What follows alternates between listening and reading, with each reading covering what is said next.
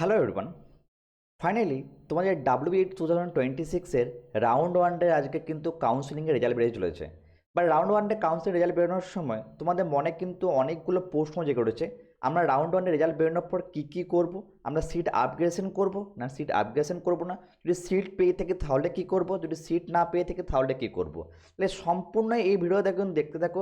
এটা step by step আমি তোমাদের সম্পূর্ণ ফ্লো চার্টের সাহায্যে বুঝিয়ে দেবো খুব ইজি ওয়েতে যে তোমরা কী তোমাদের কিন্তু করতে হবে রাউন্ড ওয়ানের রেজাল্ট বের হওয়ার পর। তো ভিডিও কিন্তু স্কিপ করে একদম দেখো না, স্কিপ করে দেখলে কোনো পয়েন্ট যদি তুমি ডেফিনেটলি মিস করে যাও তাহলে সেটা তোমার ক্ষেত্রে কিন্তু প্রবলেম হতে পারে। তাহলে আমরা এখানে সিম্পল ওয়েতে দেখবো কীভাবে রাউন্ড ওয়ানের রেজাল্ট বেরোনোর পর আমাদেরকে কোন কোন স্টেপগুলোকে নিতে হবে এবং কত টাকা সিট অ্যালটমেন্ট ফি পে করতে হবে, ইচ অ্যান্ড এভরিথিং। ঠিক আছে, চলো দেখে নেওয়া যাক কীভাবে আমরা জিনিসটাকে বুঝবো। এইখানে ফার্স্ট দেখো দুটো কন্ডিশন আমাদের কিন্তু হয়েছে। ফার্স্ট দুটো কন্ডিশন কি, মনে করো সিট ওয়ানটা যদি অ্যালটমেন্ট যদি হয়ে থাকে, রেজাল্ট যখন আসবে দুটো কন্ডিশন আসতে পারে। তোমাদের ক্ষেত্রে কেউ হবে কি নো সিট অ্যালটেড, মানে তোমার যে সেগুলোর সিরিয়াল নাম্বার সাজিয়েছিলে, যেমন যেগুলো তোমার চয়েস ফিলিং করার সময় সেইখানে তোমরা কোনো সিট কিন্তু অ্যালটেডই হয়নি, মানে কোনো কলেজেই পাওনি, নাম্বার ওয়ান। নাম্বার টু হচ্ছে কারো সিট অ্যালটেড হতে পারে। সিট অ্যালটেড হলে মানে কি আসবে, সিট যদি অ্যালটেড হয় তুমি যে কোনো ফার্স্ট চয়েস ফিলিং মানে যাদবপুর নিয়েছিলে, যাদবপুর তুমি পেয়ে গেছো, কিংবা তোমার যে চয়েস 10 নম্বর যে কলেজ, সেই 10 নম্বর কলেজ তুমি পেয়ে গেছো, এরকমভাবে তোমাদের কিন্তু সিট অ্যালটেড হয়ে যাবে। এই দুটো সিট অ্যালটেড আর সিট না অ্যালটেড কোথায় দেখতে পাবো আমরা, WBED যে অফিসিয়াল ওয়েবসাইট আছে, ওয়েবসাইটে তুমি যে চেক করবে যেরকমভাবে তোমার লগ ইন করতে, সেইখানে গিয়ে ডিটেলস তোমার লেখা থাকবে কী সিট অ্যালটেড হয়েছে, কী সিট কিন্তু অ্যালটেড হয়নি, যেটা তোমার রেজাল্টটা কিন্তু আজকে মানে হচ্ছে 7ই জুলাই কিন্তু ডেফিনেটলি পাবে। এবং সেখানে গিয়ে তোমার সিট যদি অ্যালটেড হয়ে থাকে তা ডেফিনেটলি থাকবে যে কোন কলেজে সিট অ্যালটেড হয়েছে, তোমার নাম থাকবে, রোল নাম্বার থাকবে, ইন ডিটেলস থাকবে।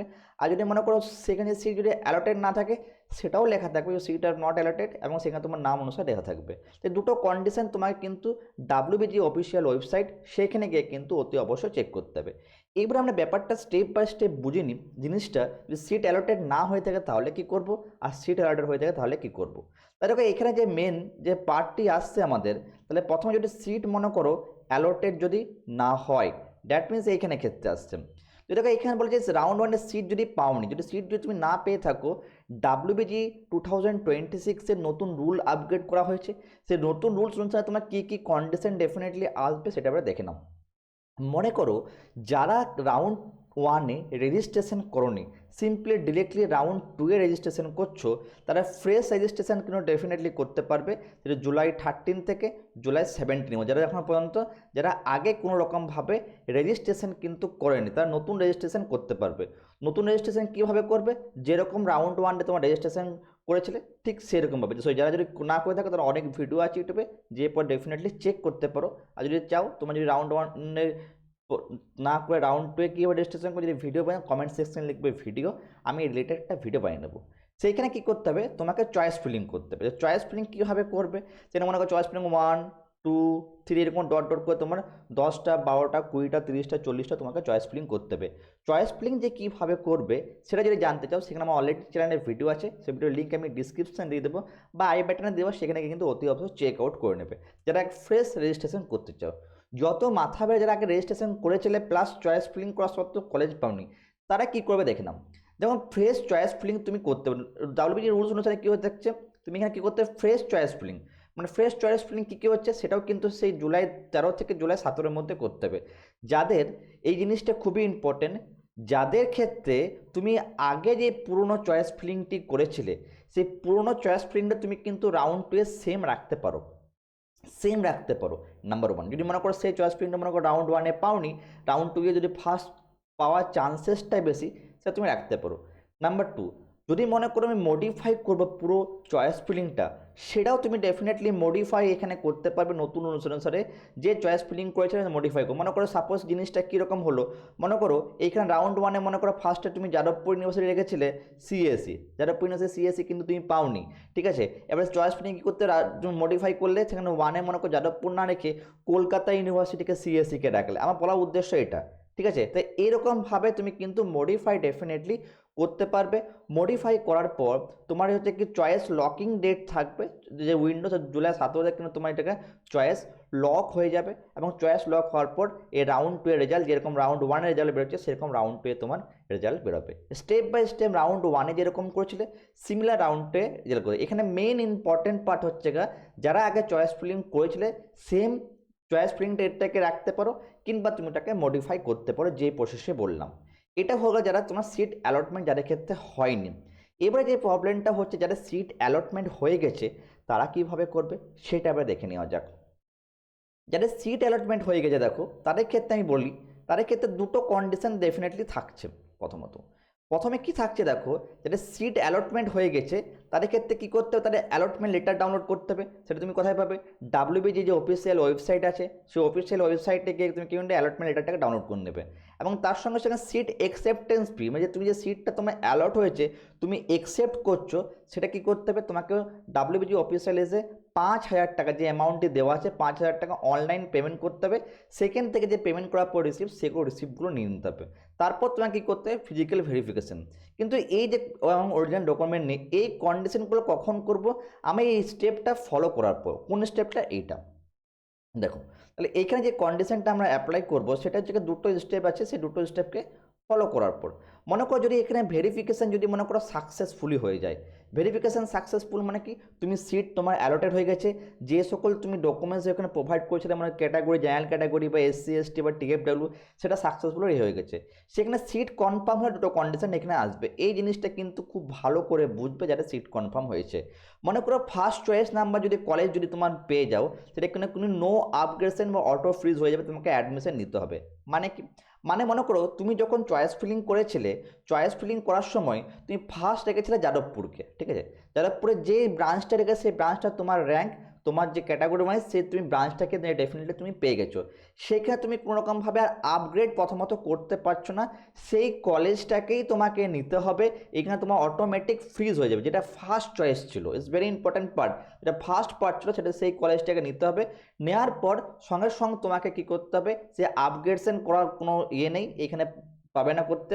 এবং সেখানে তোমাকে কী করতে হবে, যে কলেজ অ্যাকসেপ্টেন্স ফি উপরে যেটা বললাম 5,000 টাকা, এই কলেজ অ্যাকসেপ্টেন্স ফিটাকে তোমাকে কিন্তু পেমেন্ট করে এবং অফিসিয়াল ডকুমেন্টস যেগুলো থাকবে সেই ডকুমেন্টসগুলোকে নিয়ে তোমাকে ফিজিক্যাল ভেরিফিকেশন করতে হবে। কোথায়? যে মনে করো যে কলেজটি পেয়েছো, মনে করো যাদবপুর ইউনিভার্সিটি পেয়েছো মনে করো সাপোজ, তো যাদবপুর ইউনিভার্সিটিতে কী করতে হবে, তোমাকে ওই ডকুমেন্টসগুলো নিয়ে গিয়ে ফিজিক্যালি ভেরিফাই করে আসতে হবে। সেই ভেরিফাইড ডেট, সেই ডেটটা তোমাদের মেনশন করা আছে, সেই ডেটের মধ্যে করতে হবে। কোথায় কী কী ডকুমেন্ট দিতে হবে সেখানে অলরেডি আমার চ্যানেলে কিন্তু ভিডিও রেখেছি, সেই ভিডিওর লিঙ্ক আমি ডিসক্রিপশন এবং আই বাটন দিয়ে দেবো, সেইখানে গিয়ে চেক আউট করতে পারো।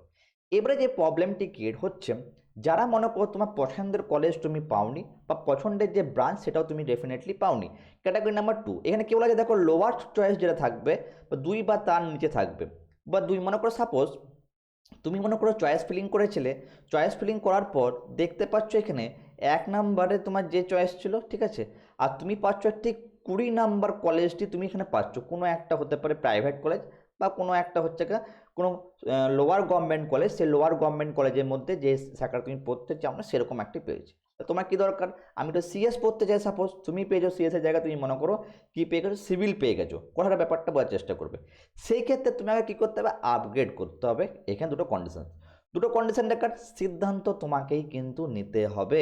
সেখানে কি যদি ফ্রিজ করতে চাও, সাপোজ মনে করো যে 20 নাম্বার কলেজে তুমি পাচ্ছ, সেই কলেজটা নিয়ে তুমি কিন্তু মন তোমার খুশি আছে, ঠিক আছে আমি সরকারি কলেজ পাচ্ছি বা প্রাইভেট কলেজ পাচ্ছি বা যেই জিনিসটি তুমি পাও না কোনো, সেই কলেজ নিয়ে আমি পড়তে চাই, তা ডেফিনেটলি তুমি এখানে কোনো নো আপগ্রেড ফর্ম লিখবে, সেখানে তুমি ফ্রিজ করতে পারো। দ্যাট মিনস তোমাকে দুটো অপশন দেবে এখানে, নো আপগ্রেড আর ইয়েস আপগ্রেড। তখন তুমি ডাইরেক্টলি নো আপগ্রেডকে করে তুমি এটাকে ফ্রিজ করতে পারো।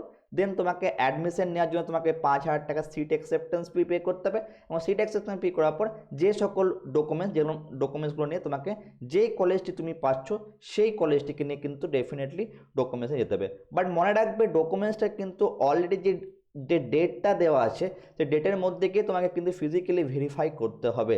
ডেট যদি পেরিয়ে যায় তোমার কিন্তু seat cancel, is very important part. Date যদি পেরিয়ে যায়, মনে করো সাপোজ তুমি সিট অ্যাকসেপ্টেন্স ফি পে করেছো এবং তুমি কিন্তু অ্যাডমিশন নেওয়ার জন্য রাজি, কিন্তু সেই কলেজে তুমি সেই ডেটের মধ্যে পৌঁছাতে পারলে না, তখন সিট ক্যান্সেল হওয়ার সম্ভাবনাটা খুব বেশি থাকে। সেখানে আমি তোমাকে রিকোয়েস্ট করবো যে ডেট দিয়েছে ডেটের ঠিক কিছুদিন আগে গিয়ে তুমি কিন্তু সেইখানে গিয়ে ফিজটাকে বা ডকুমেন্টসটাকে ভেরিফাই করে আসবে। নাম্বার টু, যদি মনে করো তুমি কলেজটাকে পেতে না চাও বা কলেজটা পাওয়া তোমার মনের মতন কলেজ পাওনি, সেখানে তোমাদের কোনো ইয়েস আর নো থাকবে, তখন তুমি এখানে কি করতে পারো, ইয়েস আপগ্রেডেশন যে ইয়ে আছে সেখানে তুমি ক্লিক করতে পারো। ইয়ার্স আপগ্রেড করার পর তোমাকে ডিরেক্টলি ট্রান্সফার কোথায় করা হবে, রাউন্ড 2 এর জন্য।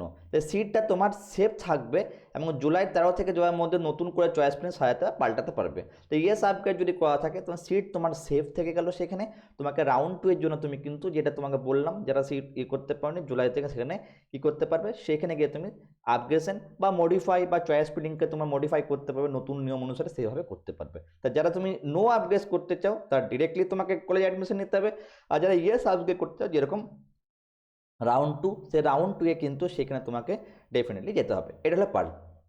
এবার নেক্সট পার্ট চলে আসে কি এখানে, এইখানে ক্ষেত্রে ভেরিফিকেশন ফেল মানে কি, মনে করো কোনো ভুল ডকুমেন্ট দিয়েছো বা ক্যাটাগরি ম্যাচ না করলে সিট সেখানে ক্যান্সেল হওয়ার সম্ভাবনা রয়েছে।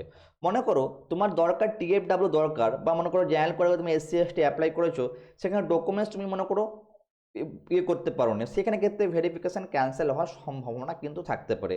নতুন রুল অনুসারে সেখানে তোমাকে ভেরিফিকেশান যদি ক্যান্সেল হয়, তোমাকে আবার ভেরিফিকেশান করার জন্য জুলাই থেকে আবার নতুন, যেমন 13 থেকে 17 জুলাইয়ের মধ্যে উইন্ডোজ গ্রুপে রাউন্ড 2 এ তুমি সেখানে আবার নতুন করে গিয়ে আবার চয়েস ফিলিং করতে হবে। তখন তোমাকে রেজিস্ট্রেশন ফি অ্যাপ্লাই করতে হবে, কারণ তুমি রেজিস্ট্রেশন ফি অলরেডি আগে তুমি দিয়ে দিয়েছো, সেই জন্য তোমাকে এখানে ডাইরেক্টলি যদি ক্যান্সেল হয়ে থাকে তোমাকে ডিরেক্টলি রাউন্ড 2 এর জন্য কিন্তু এইখানে তোমাকে আবার চয়েস ফিলিং করতে হবে। তাহলে এইটাই হচ্ছে কি তোমাদের বেসিক ক্রাইটেরিয়া।